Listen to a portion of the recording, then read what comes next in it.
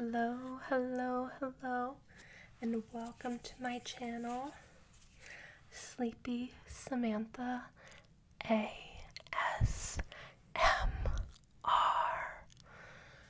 Today, I will be going through the books that I have read so far in 2026. There are, 1, 2, 3, 4, 5, 6, 7, 8, 9, 10, 11 books I have read the first 3 months of this year. But before I get into those 11, I'm going to get right in with 2 DNFs. So the first one is called The Girl Before by J.P. Delaney. I no longer have the book sleeve because it fell on the floor, and as it fell on the floor, my dog ran in the house with muddy paw prints, and it just has muddy paw prints all over the cover, so I did not keep it. This was a good concept. I enjoyed the idea of it, but like I said, I DNF'd it for very specific, like 2 very specific reasons. So it follows this past and the present. I believe the first girl, which is the past, they call it then, was Emma. And then the current girl now is Jane. And it centers around this apartment that is super high end and super luxurious, but has a lot of rules to live in, a very interesting questionnaire to fill out before you can have an interview to see if you can even be a tenant. There's some weird similarities between the girls, and that's where it kind of focuses. I loved the concept, but the 2 reasons I did DNF'd it was because, 1, they're making a parallel between then Emma and now Jane, but some of the conversations are just recycled. Like, the guy who owns it, they both meet him, and she literally takes them through like the same places and has the same exact dialogue and same exact questions. It's really weird. And I understand the weird factor, but I think you can do the weird factor without copying and pasting. So I didn't like that. I felt like that was kind of lazy writing to be like, dialogue on page 50 is the same dialogue on page 100. So I didn't like that. And then it took a turn for spicy. I don't like spicy books, but this one turned into like, and sometimes I can just like skim past it, but this one turned into 50 Shades of Grey spicy. Like, and it was just really gross. It was like, there was one scene where like they're at an art gallery and he pulls the girl aside and they do stuff with his hands, and then when they're done, he doesn't wash his hands and then goes like shakes people's hands at this art gallery, and like, that's just really unhygienic. Like, I don't like spice, like I said, but also, why did I need to read that you did that and then didn't wash your hands? Like, that was like a major sentence of like, he didn't wash his hands and then shook his hand with other people while there was still fluid on his hands. That's just, we didn't need that. And I'm sorry for giving you that information. If you like 50 Shades of Grey and you're like, okay, he did that, and you know, I can't. I have to move on. Okay, we're going. Next book is Theo of Golden. Another book with another great concept. It just fell really flat for me. So it's about this man named Theo in the town of Golden, and he is passing through, not quite a tourist, but not from there. He's kind of out of place. And there's a coffee shop with portraits of people who live in this town. And he decides that he is going to buy these portraits, these 92 portraits, and give them to their rightful owners so they can either keep it for themselves or give it to a loved one so they can have a beautiful portrait. I had to put it down because it didn't flow the way I thought it would. Like the first person, like the first portrait he buys, like after he buys the portrait, it switches to that person's perspective for like 3 chapters and then flips back to Theo, and then it's like, okay, now she's done and moving on. And then he buys like another 5, and then we go through like boom, boom, boom, boom, boom, like 5 people as bullet points, and you're just getting like different life stories and like quick little blurbs, but you get nothing about Theo. Like I don't know, like I find it hard to believe that 92 people would meet a stranger and give them their life stories and not get a single shred of information about the man who did it.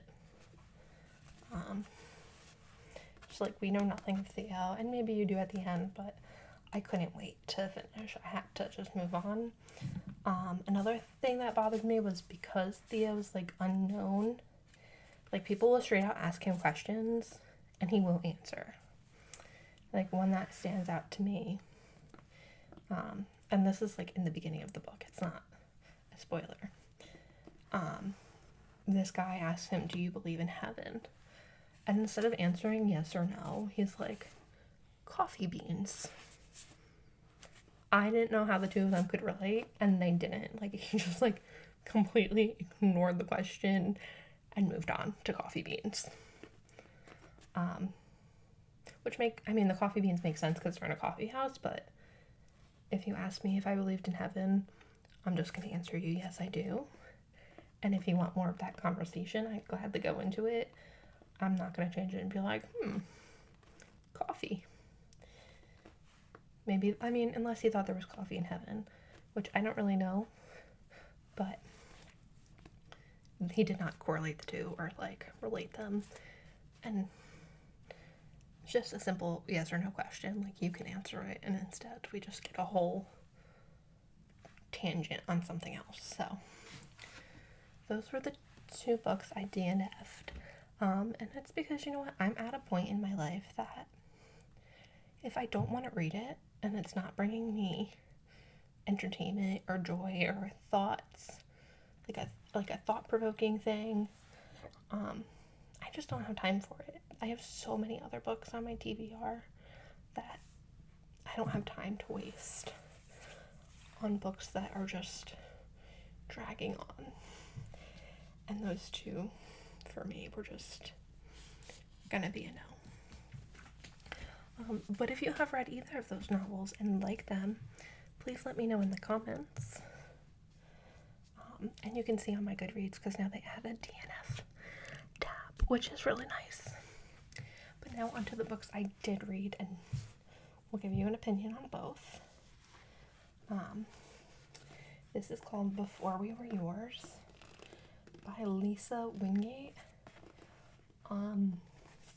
This was a heartbreaking novel, but such a well-written one, and it's historical fiction, and it is about something I didn't even know happened in the United States, from the 30s into the 50s. In Tennessee, there was an orphanage, and a woman was kidnapping and taking poor children and selling them to wealthy families. And it is a fictional story of this family who this girl is trying to keep everything together, and how it relates to another family in the current day. So it goes back between the 30s and present. And like, it was just such a good book. She has another novel where she actually interviews people who were affected by this, like actual children that were taken.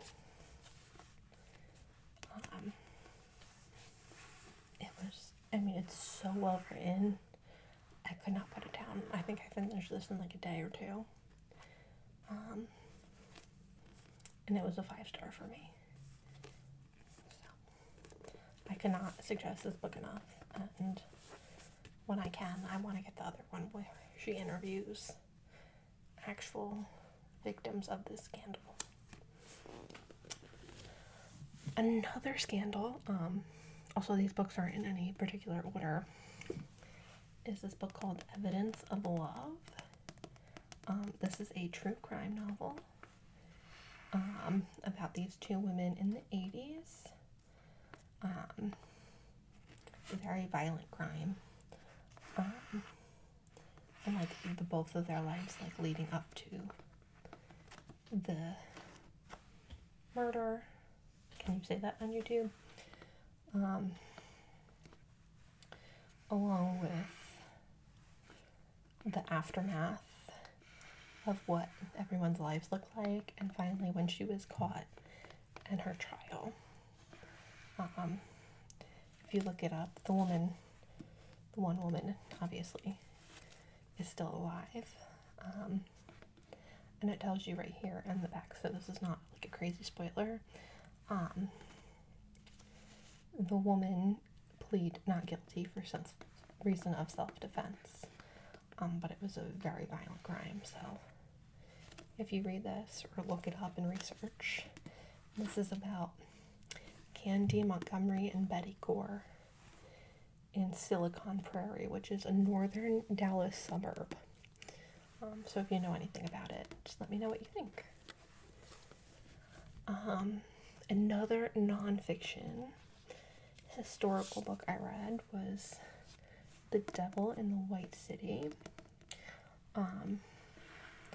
So this goes back and forth between the building of the 1893 World Fair in Chicago and a serial killer who was active during that time in Chicago.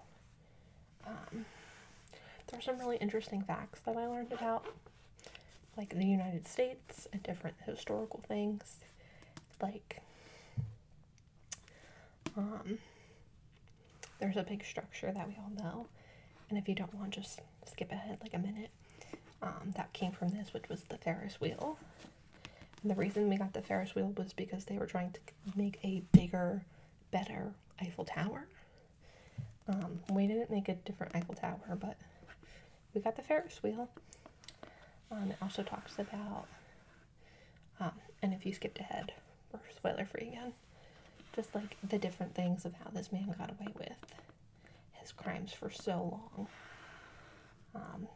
But we're also talking again the 1890s. What a different world. Like, it's very interesting to see like what life looked like, and also very tragic because of this man hiding in the shadows of what was supposed to be this beautiful, wonderful thing, which was the World Fair. And they call it White City because the entire World Fair was white buildings. Okay, let's see. Like I said, no rhyme or reason to these books. The next one is No God But One. Allah or Jesus. Nabeel.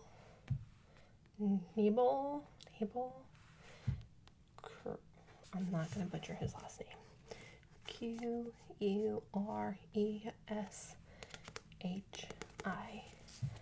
And this is the exploration between the base, like, doctrine of Muslim versus the Christian faith.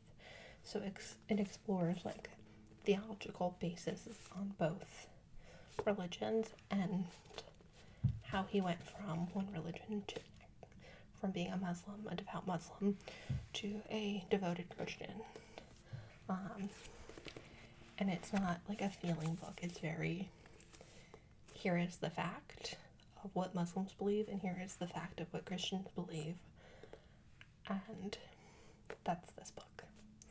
It's very interesting, and yeah, it says a former Muslim investigates the evidence for Islam and Christianity. So it's not feeling-based, it's very fact-based. Almost like essays. Not essays, but like each chapter outlines like a specific important point in each faith. So this talks about the Crusades, and then we would go on, and then the traditions of who founded each religion. So pros and cons, the difference between the scriptures. So if you are interested, what a great book for fact base. His other book, which is I have read, Seeking Allah, Finding Jesus, is the emotional base book of this. So. A memoir. We have a memoir. The House of My Mother, Shari Franke. This is about Ruby Franke and the 8 passengers and her life from Shari's life from, like, goes into what her parents were before the podcast, before the YouTube channel, what it was like in the early stages versus the later stages, and some other things that she had went through at the time, moving out, trying to save her siblings. There was a lot of heart-wrenching things in here. I think for what she did was so brave. And there is a point I will bring up that you find on Goodreads is she makes a lot of connections about growing up versus what her life is now. But I think the one big thing she I don't want to say forgot. She didn't forget it. She touched upon it, but I don't think she's made the full parallel yet from growing up Mormon and how the Mormon church played into all of her story. So, that is a point that people bring up on Goodreads. I don't think she's wrong for not doing that. I don't think anything of, I think faith is such a personal thing, and all I would want to tell her is Jesus loves her, and I am sorry, and it is heartbreaking what her and her family had to go through, and it's not my place to judge anything.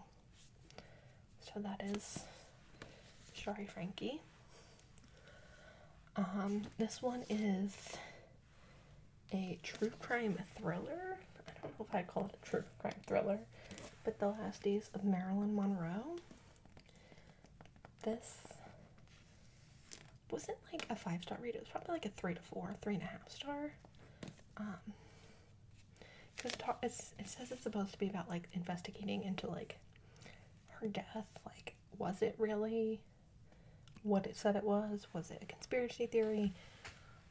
It's left for you to decide, but you don't get into like her actual like end of her life till the very end of the book.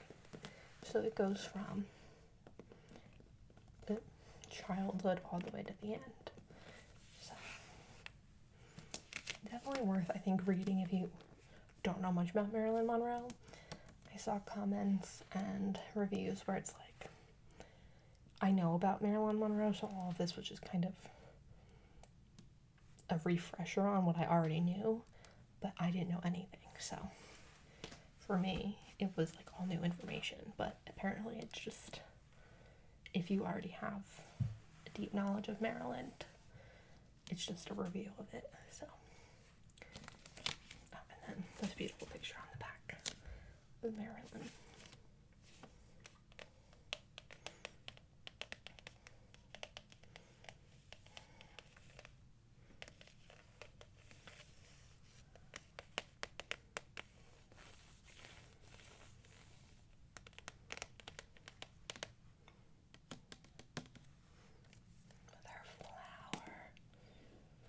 Flower.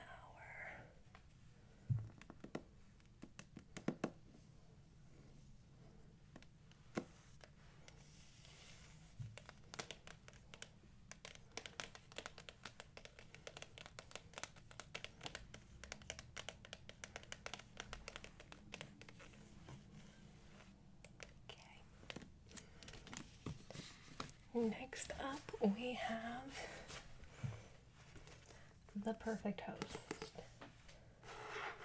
This was a 4-star read for me.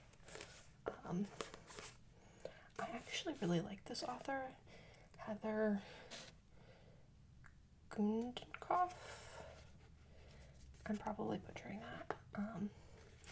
This is the second book I've read by her that I gave 4 stars, so she's a 4-star author for me. I love that it takes place at a gender reveal. Like, such a different concept. I've seen weddings, I've seen bridal showers, birthday parties, vacations, but never a gender reveal. You got the pink and the blue.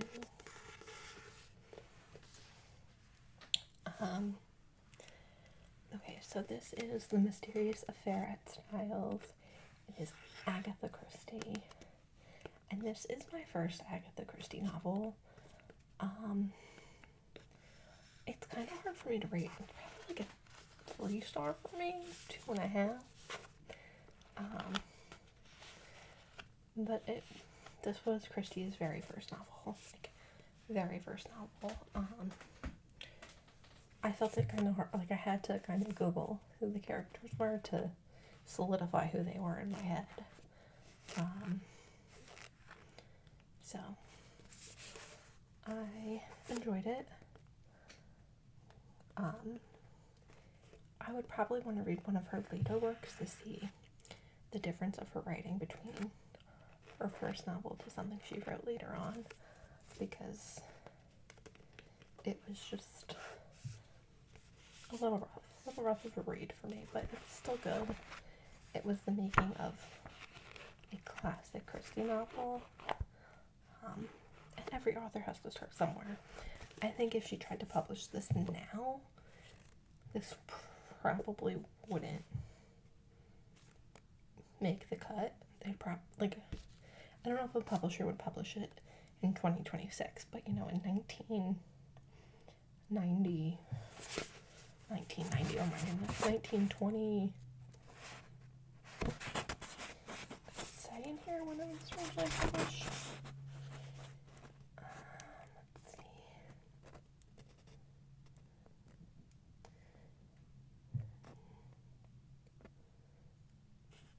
It doesn't say in here, but it was the 20s, the 1920s, so this was revolutionary for the 20s, and like I said, I'm sure some of her later novels are more my speed, better written, so I wouldn't give up on Christie just yet. This was not my favorite book. Let's see. Getting down to the final 3. The Golden Boy by Patricia. I actually won this off Goodreads, and I was so excited. I never win any of those giveaways I enter. So this book was, like I said, a book I won. And just to give you a little bit of I gave it a 3-star just because the premise, great. I feel like I had a lot of books that had really promising premises, but kind of a letdown on the execution. An unexpected letter sends a man and his wife into their past and offers them both a shot at redemption. An involuntary retirement from high-flying Hollywood career, Stafford Hopkins was retreated to a luxury estate in Maui along with his wife Agnes, both grimly resigned to life in paradise where neither feels fully at home. Stafford is ready to retreat into himself too, when a letter arrives with shocking news. Stafford has been named the guardian of 4 children he didn't know existed, the grandchildren of his late childhood friend Bobby Shepherd, whose ghost Stafford can no longer ignore, returning to both the hard-scrabble farming town the dark secrets he tried to forget for decades. Stafford is forced to confront his past in order to rebuild his future and to redirect the fates of his family and the 4 young people suddenly in his care. Like I said, it had a lot of promise. We don't meet the kids until, like, the last, like, quarter of the book. So I felt like the first 3 quarters didn't really do a good job leading up to delivering on the premise. It took so long to get to unraveling his backstory and meeting the kids that, like, you meet the kids and then, like, the next chapter it's like a flashback because now the kids are all grown. So, like, we don't really get to know much about the 4 kids. We don't get to know them at all, really. And then we meet them as little children who are now forced from, you know, their life into this man's care who they don't know. And then, boom, they're all grown up. It's done. So I was like, I don't know what the first 3 quarters had to do with that last quarter. I would have liked more of the 4 kids. Like, more than just their name and possible age. It's like, oh, this is Bobby who's like around 12. Like, I wish I would have had more than just like a roundabout age and a name for a child. Also, as a dyslexic reader, they kept referring to the children and like his friend as Stafford. Oh, hey, look, that works so nice. No, as Shepherd. So the friend, the late friend and his kids are Shepherd, but the main character is Stafford. And I would have to pay so close attention. I'd be like, wait, that doesn't make sense. And I have to go back and reread it because I'm like, I don't know who we're talking about. Like, my dyslexic brain could not pick up Stafford or Shepherd. It was not really that fun for me. Promising premise. I just wish the end of the book was the start of the book and then the novel. Not like the lead up, if that makes sense.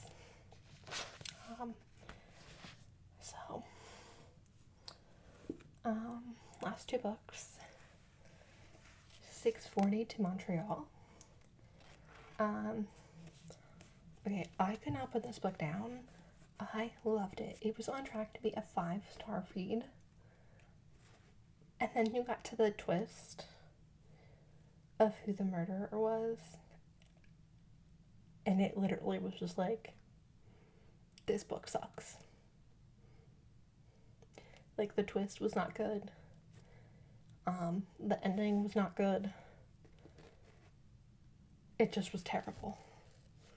Like, I was on the edge of my seat until probably the last couple chapters. And then it was like, we had this build up, great build up. And then it was like, the end, we solved it. And it was terrible. Like, it went from what could have been a 5-star read to like a 1-star read. Like, it was so disappointing. It actually really hurts still how disappointing it was. So yeah, I don't really have much more to say about that. But I am going to end this video on a high note with a 5-star read, which is The Frozen River. I could not put this book down. It was so good. So good. It takes place in Maine in 1789. So, like, the time, the place, the people, the way of life, it was just so good. So good. I would 1,000 times read this book again. I would 1,000 times recommend this book to anybody who has any slight inkling that they might like this book. Such a good read. So I'm happy I could end this on a high note because the last 3 months were some really disappointing reads. Usually I feel like I have better books that I read, but at least I can end with a 5-star read. So, as this video ends, I'm gonna do some book sounds.